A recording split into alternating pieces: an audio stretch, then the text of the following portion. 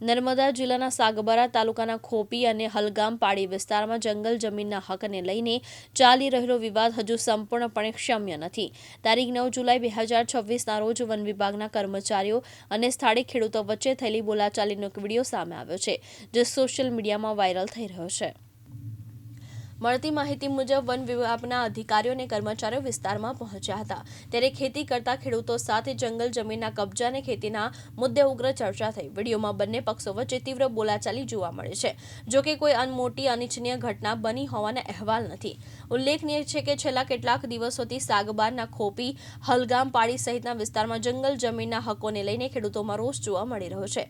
ખેડૂતોનો દાવો છે કે તેઓ વર્ષોથી આ જમીન પર ખેતી કરી રહ્યા છે, જ્યારે વન વિભાગ કાયદાકીય જોગવાઈ અનુસાર કાર્યવાહી કરી રહી હોવાનું જણાવે છે.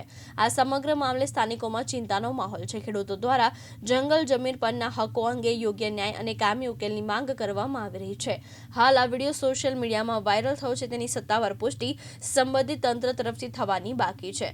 જયદીપ વસાવા, દિવ્યાંગ ન્યૂઝ, નર્મદા.